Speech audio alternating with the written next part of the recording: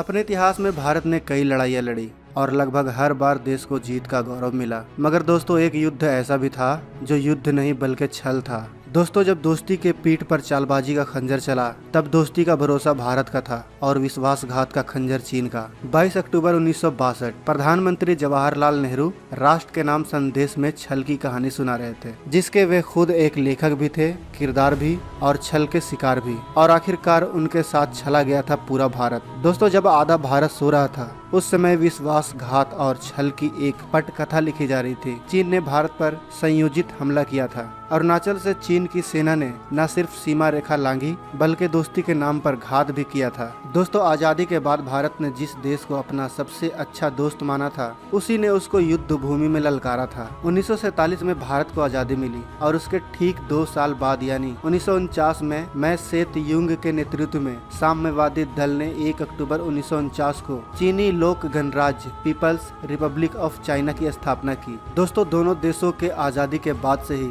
मित्रता वाले संबंध थे। जब चीन दुनिया में अलग थलग पड़ गया था, उस समय भी भारत चीन के साथ खड़ा था। भारत की चीन के साथ किस प्रकार की दोस्ती थी, आप इसी बात से अंदाजा लगा लो दोस्तों कि जापान के साथ वार्ता में भारत सिर्फ इस वजह से शामिल नहीं हुआ था क्योंकि उसने चीन को आमंत्रित नहीं किया था। दोस्तों, कई लोगों का दावा है कि नेहरू की गलती की वजह से ही भारत ने संयुक्त राष्ट्र के सुरक्षा परिषद की अस्थायी सदस्यता ठुकरा दी थी और अपनी जगह यह स्थान चीन को दे दिया था। पूर्व प्रधानमंत्री जवाहरलाल नेहरू ने हिंदी चीनी भाई भाई का नारा दिया, मगर 1959 में दलाई लामा के भारत में शरण लेने के बाद दोनों देशों के संबंधों में तनाव आने लग गए। आगे चल के यही वजह चीन भारत युद्ध का पहला वजह बना। आइए जानते हैं कि वह क्या वजह थी जिसके कारण 1962 का युद्ध हुआ। ग्रेट लीप फॉरवर्ड, जो चीन का जन अभ्यास था, जिसकी शुरुआत चीनी नेता माओ जेडोंग ने देश की कृषि आधारित अर्थव्यवस्था से आधुनिक कम्युनिस्ट साम्राज्य में तब्दील करने के लिए चीन की विशाल जनसंख्या का इस्तेमाल किया। इस आंदोलन ने चीन को लगभग बर्बाद ही कर दिया था क्योंकि लाखों की संख्या में लोग हिंसा की भेंट चढ़ गए थे। चीन के माओ जेडोंग की सीपीसी के सर्वोच्च नेता के तौर पर स्थिति बेहद कमजोर हो गई थी। इसी वजह से माओ जेडोंग ने व्यवहारिक मुद्दों पर नियंत्रण खो दिया, इसलिए वह साबित करना चाहते थे कि वो अभी भी सत्ता में हैं।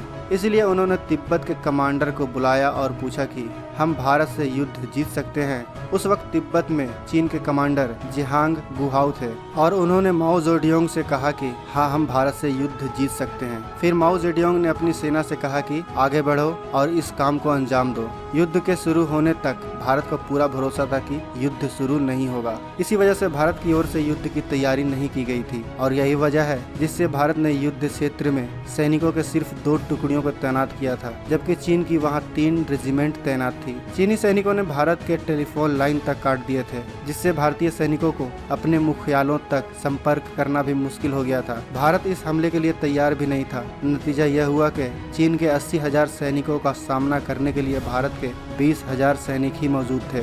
युद्ध पूरे 1 महीने तक चला, जब तक कि 21 नवंबर 1962 को चीन ने युद्ध विराम की घोषणा नहीं कर दी। दोस्तों, 1962 के युद्ध के हार के पीछे सिर्फ यही कारण नहीं था जो मैंने आपको बताया, बल्कि अभी और भी कई कारण बाकी हैं जो मैं आपको इस वीडियो में आगे बताने वाला हूँ। इस वीडियो को आप आखिर तक जरूर देखिए। 1962 के युद्ध के बाद लोगों ने कई सवाल पूछने शुरू कर दिए, जैसे क्या तय थी 1962 में चीन के हाथों भारत की हार? क्या बिना तैयारी के भेजे गए थे भारतीय सैनिक? और क्यों मोर्चे पर चीन की तैयारियों के बारे में भारत के पास कोई सूचना नहीं थी? दरअसल इन्हीं सवालों के जवाब लेफ्टिनेंट जनरल नील एंडरसन और ब्रिगेडियर PL भगत ने अपने रिपोर्ट में ढूंढने की कोशिश की थी। इस रिपोर्ट को गोपनीय घोषित कर दिया गया था। इसके दोनों कॉपियों को रक्षा मंत्रालय में सुरक्षित रख दिया गया था। लेकिन 1962 के दौर में टाइम्स मैगजीन के संवाददाता के तौर पर दिल्ली में काम कर रहे मैक्स नेविल ने इस रिपोर्ट के मौजूद होने का दावा किया था। मैक्स नेविल का दावा था कि इस रिपोर्ट में हार के लिए नेहरू की नीतियां जिम्मेदार थीं। नेहरू की फॉरेन पॉलिसी पूरी तरह बेकार साबित हुई थी। साथ ही दिल्ली और सेना के फील्ड कमांडरों के बीच तालमेल की बेहद कमी थी। इसके अलावा इस रिपोर्ट में तैयारियों और संसाधनों की कमी को भी जिम्मेदार माना गया था। ऑस्ट्रेलिया के पत्रकार Neville Maxwell India China war में लिखी इस सीक्रेट रिपोर्ट के अनुसार कई दावे किए गए। 1961 के वक्त चीन के सुरक्षा बल सिक्किम तिब्बत सड़क पर वर्ष 1957 में अपने सीमा से 70 मील आगे आ गए थे। भारत के 14,000 वर्ग किलोमीटर तक फैली जमीन पर चीन ने कब्जा कर लिया था। इसके बाद सरकार आलोचनाओं के घेरे में फंस गई थी। आलोचनाओं से तंग आकर जवाहरलाल नेहरू ने तत्काल तत्कालीन राष्ट्रीय थल सेना प्रमुख E.N. थापड़ को चीनी सेना को भारत की जमीन से खदेड़ने का आदेश दिया। E.N. थापड़ पहले से ही सेना के बदहाली से अवगत करा रहे थे। बार बार थापड़ ने जवाहरलाल नेहरू से हथियारों और संसाधनों की मांग करी, पर जवाहरलाल नेहरू ने उनकी बातों को नजरअंदाज कर दिया। 13 अक्टूबर 1962 को नेहरू ने चेन्नई में मीडिया को बयान दिया कि हमने भारतीय सेना को चीन को खदेड़ने का आदेश दे दिया है। नेहरू जी के इस बयान से भारतीय सेना के हेडक्वार्टर्स हक्के बक्के रह गए। जब सेना प्रमुख थापड़ ने रक्षा मंत्री से इस बारे में पूछा तब उनका जवाब था कि प्रधानमंत्री का यह स्टेटमेंट एक राजनीतिक स्टेटमेंट है।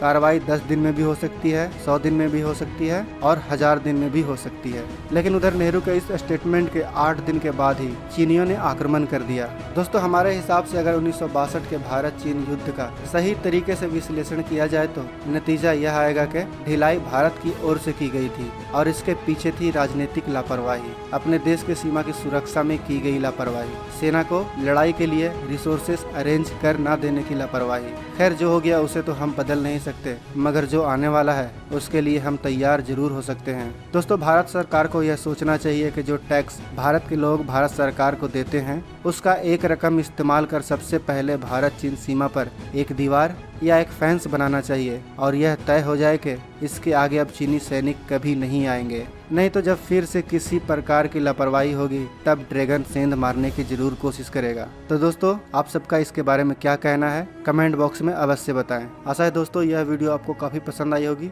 वीडियो पसंद आई है तो इस वीडियो को लाइक और अपने दोस्तों के साथ शेयर जरूर करें। अगर आप हमारे चैनल पर नए हैं और आपने अभी तक इस चैनल को सब्सक्राइब नहीं किया है तो आपसे विनती है कि इस चैनल को सब्सक्राइब कर ले, साथ ही बगल में जो बेल आइकन का बटन है उस पर भी क्लिक कर ले ताकि आने वाले किसी भी वीडियो को आप मिस ना कर सकें। तो दोस्तों, मिलते हैं नेक्स्ट वीडियो में। तब तक आप अपना और अपने परिवार का ख्याल रखें। जय हिंद, जय भारत। दोस्तों, हमारे चैनल को सब्सक्राइब करना ना भूलें और साथ ही इस बेल आइकन पर क्लिक कीजिए ताकि सबसे पहले नोटिफिकेशन आप तक पहुंच सके। धन्यवाद दोस्तों, थैंक यू।